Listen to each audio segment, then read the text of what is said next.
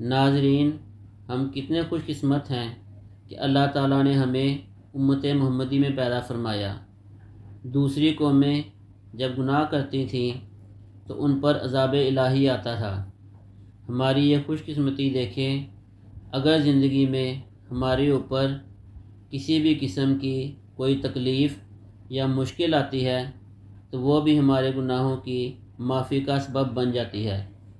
اسی طرح ایک اور حدیث مبارکہ ہے، حضرت عبداللہ بن مسعود رضی اللہ تعالیٰ عنہ سے روایت ہے، نبی کریم صلی اللہ علیہ وسلم نے فرمایا، نہیں پہنچتی مسلمان کو کوئی اذیت، مرض یا اس کے سوا کچھ اور، لیکن اللہ تعالیٰ اس کے سبب اس کے صغیرہ گناہوں کو ساقط کر دیتا ہے، جیسے درخت سے پتے جھڑتے ہیں۔ اس حدیث مبارکہ سے ہمیں یہ سبق دیا گیا ہے کہ ہم کبیرہ گناہوں سے بچیں، کیونکہ احادیث مبارکہ میں صرف اور صرف صغیرہ گناہوں کی بخشش کا ذکر ہے، لہٰذا ہمیں گناہ کبیرہ سب سے پہلے شرک، زنا کاری، معذرت کے ساتھ ماں باپ کی نافرمانی، سود خوری اور ناحق قتل وغیرہ سے بچنا چاہیے۔ اسی طرح ایک اور حدیث مبارکہ میں حضرت ابو ہریرہ رضی اللہ تعالیٰ عنہ سے روایت ہے کہ رسول کریم صلی اللہ علیہ وآلہ وسلم کے حضور میں بخار کا ذکر کیا گیا تو ایک شخص نے بخار کو برا کہا۔ نبی کریم صلی اللہ علیہ وآلہ وسلم نے فرمایا، بخار کو برا نہ کہو، اس لیے کہ وہ مومن کو گناہوں سے پاک کر دیتا ہے۔ ناظرین، مسلمان اور مومن میں فرق ہے۔ جس نے کلمہ پڑھ لیا وہ مسلمان ہے، لیکن مومن وہ ہے جس نے اپنے آپ کو کبیرہ گناہوں سے بچا لیا۔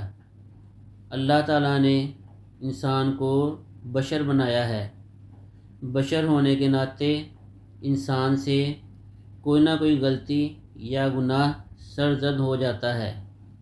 ناظرین، ذرا سوچیں کہ اگر ہم اپنے آپ کو کبیرہ گناہوں سے بچا لیں تو ہمارے چھوٹے موٹے گناہ اور غلطیاں جو ہم سے جانے انجانے میں سرزد ہو جاتی ہیں، اللہ تعالیٰ ان معمولی تکلیفوں کو ہماری بخشش کا ذریعہ بنا دیتا ہے۔ ذرا سوچیں، ایک مسلمان جس نے اپنے آپ کو کبیرہ گناہوں سے بچایا، اللہ تعالیٰ نے اسے مومن کا درجہ عطا کیا۔ ایک مومن کو بخار ہوا تو اس بخار کے ذریعے اللہ تعالیٰ نے اس کے تمام گناہ معاف کر دیے، تو یہی بخار قیامت والے دن اس کی بخشش کا ذریعہ بن گیا۔ ناظرین، ہمارے مسلمانوں میں ایک بات بہت زور شور سے کہی جاتی ہے کہ ہم تو مسلمان ہیں، اس لیے ہم تو دوزخ میں جا ہی نہیں سکتے۔ ناظرین، یہ شیطان نے ایک وسوسہ ہم مسلمانوں کے ذہنوں میں ڈال دیا ہے، اور اسی وسوسے کی وجہ سے اکثر مسلمان گناہ کرنے سے نہیں کتراتے۔ ناظرین، اس میں کوئی شک نہیں کہ ہم مسلمان خوش قسمت ہیں کہ جس نے کلمہ شریف پڑھ لیا اور مرتے دم تک اس پر قائم رہا تو وہ قیامت والے دن جنت میں جائے گا اور آپ کا امتی اٹھایا جائے گا۔ لیکن ناظرین، اس حدیث مبارکہ پر غور فرمائیں۔ نبی کریم صلی اللہ علیہ وآلہ وسلم نے فرمایا، یا اللہ، میں تب تک راضی نہیں ہوں گا جب تک کہ میرا آخری امتی بھی دوزخ میں ہو۔ اس حدیث مبارکہ سے ظاہر ہے کہ کبیرہ گناہ مثلا شرک، زنا کاری وغیرہ، جن کی کسی حال میں بھی معافی نہیں ہے، ان کی سزا کے طور پر مسلمان بھی دوزخ میں جائیں گے۔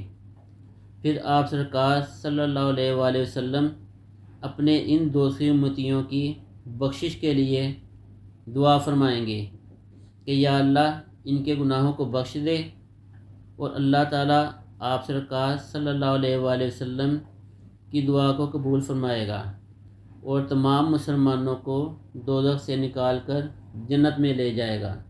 ناظرین، دوزخ کے بارے میں سوچ کر ہی انسان کی روح کانپ جاتی ہے۔ اللہ تعالیٰ ہمیں گناہوں سے توبہ کرنے کی اور آئندہ گناہوں سے بچنے کی توفیق عطا فرمائے۔ آمین ثم آمین۔ ناظرین، اگر ہماری ویڈیو اچھی لگی ہو تو اس ویڈیو کو لائک کریں اور زیادہ سے زیادہ شیئر کریں، اور ابھی ہمارے چینل کو سبسکرائب کریں اور بیل آئیکن کو دبائیں۔ شکریہ۔